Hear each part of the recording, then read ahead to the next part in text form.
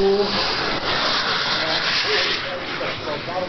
A nádherný start, opět jako skutečný letoun.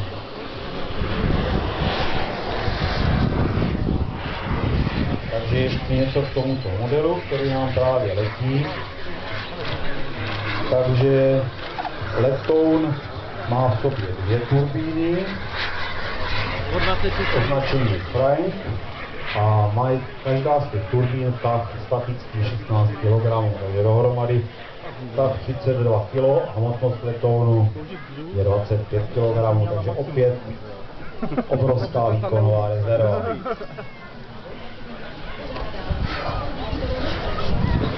Letí nám pan Frank Hellinger. Všimněte si nádherný realistický zvuk těch dvou turbín opravdu.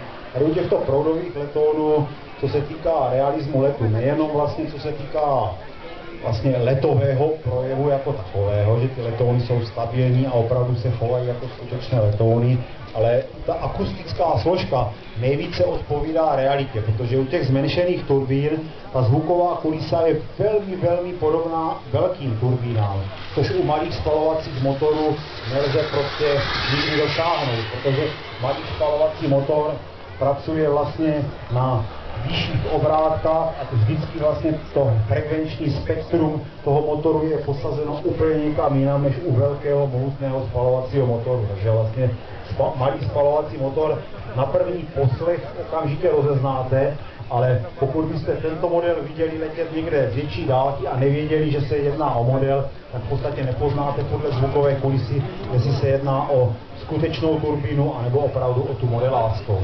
Ta věrohodnost je opravdu blížící se skoro 100%.